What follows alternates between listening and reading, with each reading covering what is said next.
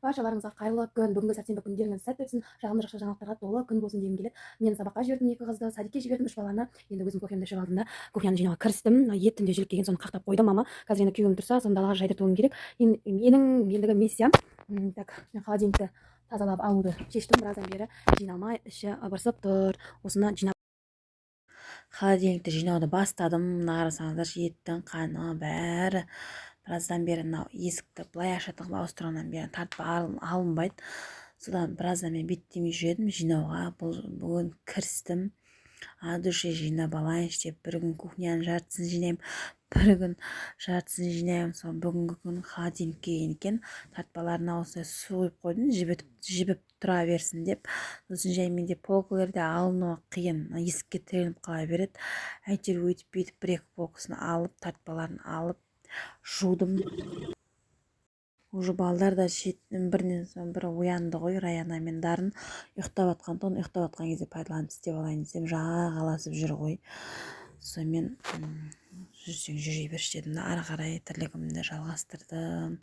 Татпаның ішін адушай шым жұлғышпен олай да қырдым, былай да қырдым.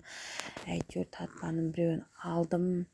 Қайтып салмайын ба деп қорықтым. Солай бері қарай тартып астын жудым, артын жудым. Татпаның алыну қиын.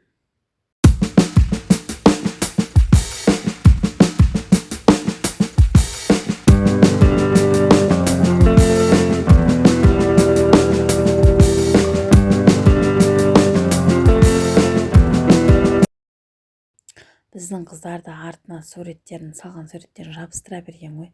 Барлығын алып тастадым. Арты, сырты, беті, пластилин, әйтеуір қолмен ұстап тастаған бәрі соны алып тастап суреттерін енді жабыстырмаңдар дедім.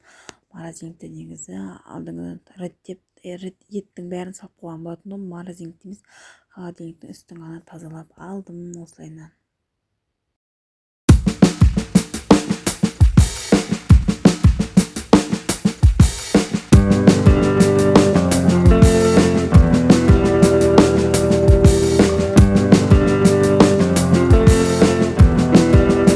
Арасында сауынның уақыты. Жада қалып жатыр, сүт ішуге дайындап жүр, ана жатамыз. Мынау да мама сұрап отыр. Осыларды бір тойдырып алайық, потом жалғастырамыз. Мынау сүтін ішіп жатыр.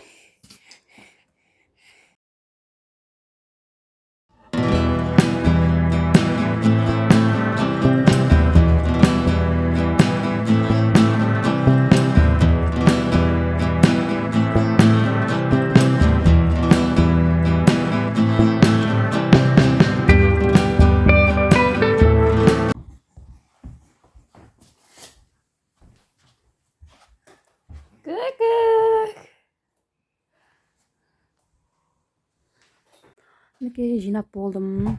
Төбесінде дәрілер. Жұмыртқаның несі. Осылай үстіңгі полка. Тастайтындар тастап. Ой, Дарын қоя тұр.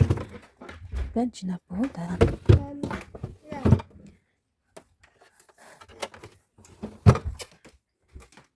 Бір жақсы қалма біраздан бері. Да, күйеумен істеу невозможно ғой, уже обед істеу керек, қыздарды алып келу керек.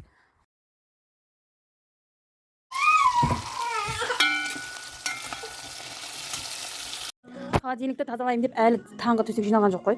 Соны жинайын деп жатырмын. Балдар ұйықтап жатқасын бірден холодильник тазалаудан бастап кеткенмін ғой. Сөйтіп төсек жиналмай қалған. Төсектен қысатын тез жуып тастадым, шуылдатып жинап қалған ғой. Барлығы тастайтындарын тастап, ыдыстарды шуылдатып жуып тастадым.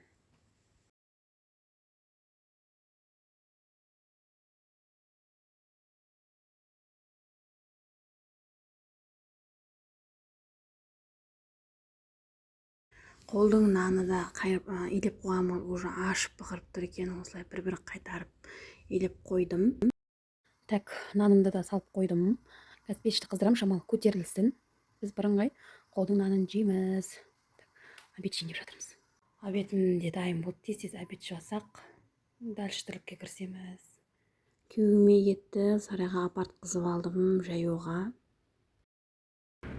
Бір кісілер ақ отқа шығып қоян алып кетті. Жатқандан осылай тез ызғытып жайып тастадым. шамасы бөліп берші деп едім, оны да бөлмеді, сосын бөлем деді. 40 адам. Түсінді ма? Енді мына жерге 70 нешені 70-тен 30 алсам неше қалды? 40. Мына жерге сонда неше болады? 40 болады. Жаз 40 деп. Иә. Мінекей менің ыстық наным дайын болды. Сочный, мощный ыстық. Осылай екі тапа көм алдым. Майға салып жесең күшті ыстық күйінде. Қайырлы кеш баршаларыңызға. Кештетіп не істеп жатырсыздар? Мен жылқының сирағынан холодец істегенді көрдіңіздер ма? Сол мен холодец істейін деп жатырмын. Қайнатып жатырмын жылқының сирақтарын. Мына жақта ертеңге маманға ужин. Баршаңызға қайырлы түн. Маманың жұмысына ертеңге пирог пісіріп қойдым. Сметаник. Енді жата берсек болады.